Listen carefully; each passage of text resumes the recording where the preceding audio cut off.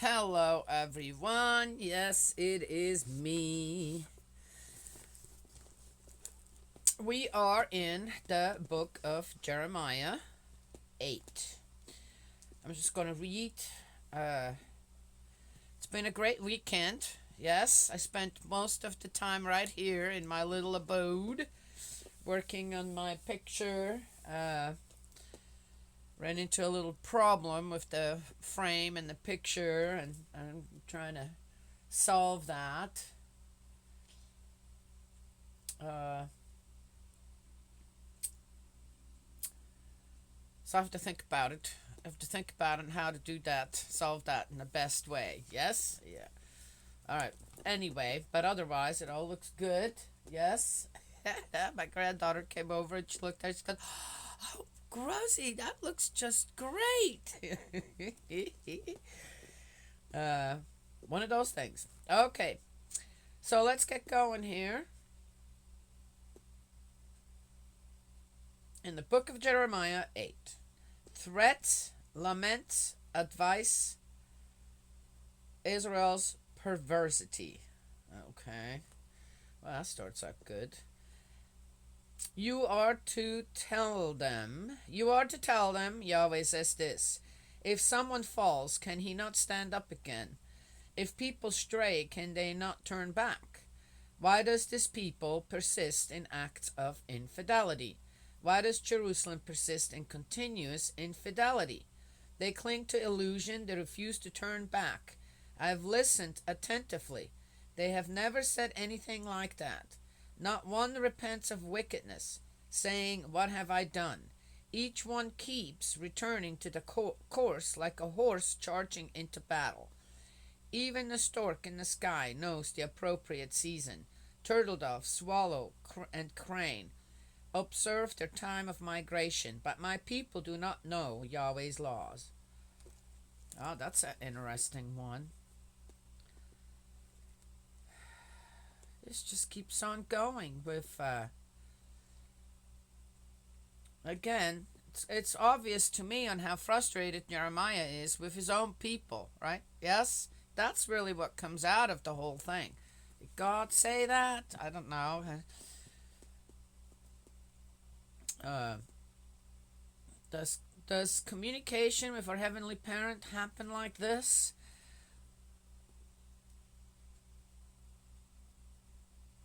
Yeah, I can. It's not that I've never experienced that. Um, the thing is, I think that with one's understanding and true recognition of the existence of God, there is our subconscious and our consciousness knows the answers. Yes? So one can have these questions and get an answer back, because again, if you know right from wrong, then why are the questions even needed? Yes? One already has the answers. The law as administered by the priests. How can you say we are wise since we have Yahweh's law? Look how it has been falsified by the lying pen of the scribes. Oh, and who are these scribes? That would be nice to know, wouldn't it? You see? What have I said in all the videos that I've made? And here Jeremiah what is he saying? So many thousands of years earlier. Isn't that kind of interesting? But the thing is he really truly giving the true presence of God himself? Or is a lot of it just frustration over the fact that the people are not steadfast when it comes to their beliefs, or where their beliefs should be? Yes? The wise are put to shame, alarmed, cut out, because they have rejected Yahweh's word. What price their wisdom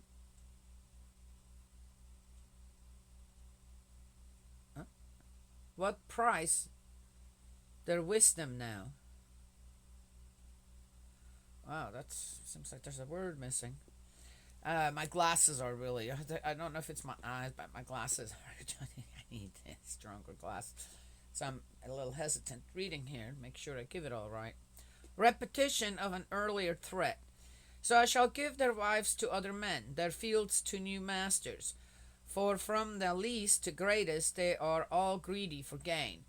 Prophet no less than priest, all of them practice fraud. So I shall give their wives to other men. Well, that would be adultery. Their fields to new masters. That would be stealing. So our heavenly parent would do that? Break his own laws. Well, that's not going to happen. And that is why, even though there are threats made, again, this is Jeremiah talking, not God, that don't come true. Yes? Prophet no less than priest, all of them practice fraud. Okay, well, there you go. Without concern, they dress the wound of the daughter of my people, saying, Peace, peace, whereas there is no peace. They should be ashamed of their loathsome deeds. Not they. They feel no shame. They do not even know how to blush. And so, as others fall, they too will fall, will be thrown down when the time for punishing them comes, Yahweh says. Well, there will be a reckoning, I'm sure, in spirit world for all this. Okay, you know what? I'm not even going to go there. Threats against Judah divine. I shall put an end to them, Yahweh declares. No more grapes on the vine, no more figs on the fig tree, only withered leaves. I have found them people to trample on them. Why are we sitting still? Mobilize, take to the fortified towns, and there fall silent.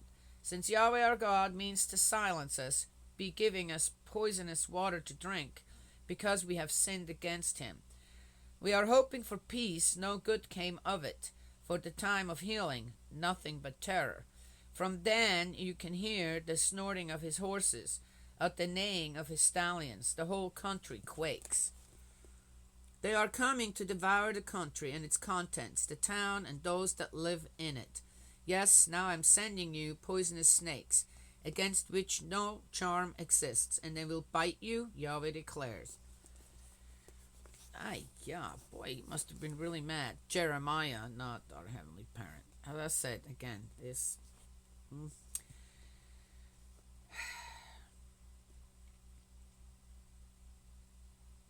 A lament of the prophet during a famine. Okay, now we're getting into that. Incurable sorrow overtakes me. My heart fails me. Hark from the daughter of my people the cry for help, ringing far and wide throughout the land. Is Yahweh no longer in Zion? Her king no longer there? Why have they provoked me with their idols, with their futile foreign gods? Harvest is over, summer at an end, and we have not been saved. The wound of the daughter of my people wounds me too. All looks dark to me. Terror grips me. Is there no balm in Gilead any more? Is no doctor there? Then why is there no progress in the cure of the daughter of my people? Who will turn my head into a fountain and my eyes into a spring of tears, that I can weep day and night over the slain of the daughter of my people? Obviously, we're not talking about a physical famine here, rather a spiritual famine. That's the end of 8.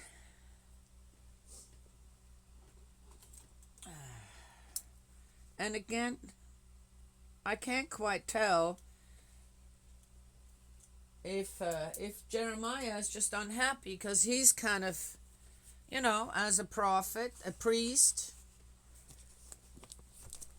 has he lost status? I don't know. I mean, it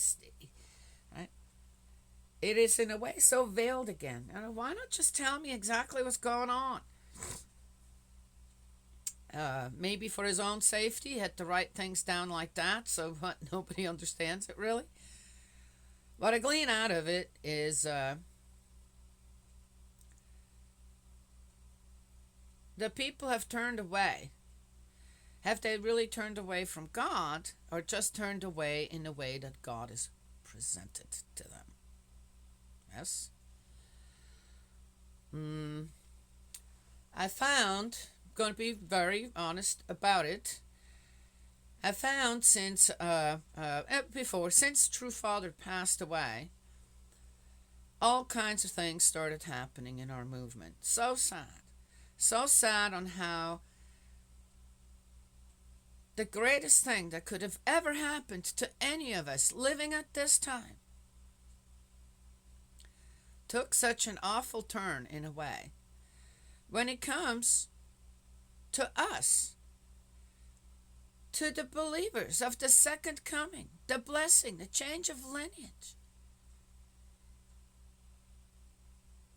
on how it took so little time for the people to become confused, questioning, bringing up stories that may or may not be true,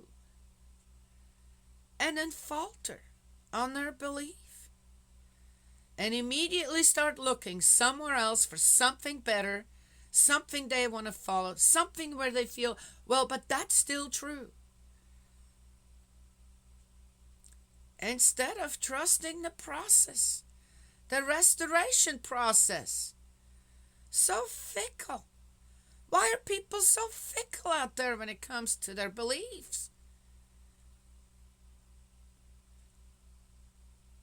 You can't lament after the past. That's so ridiculous. Faith forward, knowing why we joined such a controversial movement. What was the reason?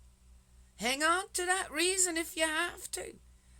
But never ever just give in or start questioning everything none of us has the answers to start with.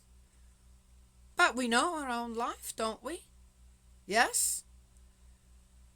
Why expect perfection in someone else, yet we're still lacking in so many ways ourselves? Yes? Anyway, yeah, in a way. And then with everything that happened afterwards, now with True Mother in detention, been for so many months, will she ever come out? Starting to look very doubtful. She's going to have to be, just as Jesus was, the sacrificial lamb. Oh, for our sins, or this or that. And I'll tell you what, if for anything, it would be our lack of commitment. We could so easily combat anything out there if we just, as brothers and sisters in faith, families under the guidance of God and God's umbrella through the change of lineage, and to continue teaching that and giving it to others, we could so easily just stay united in all of that. But that's not happening. Even from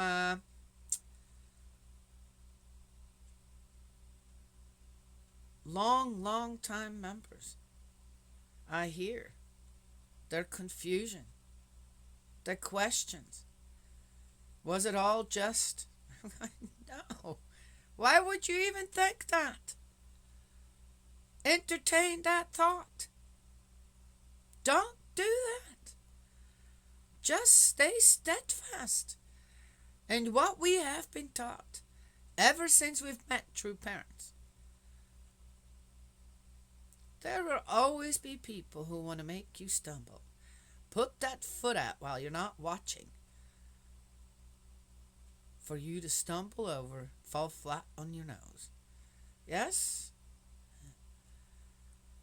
How about we just don't do that? Stay united.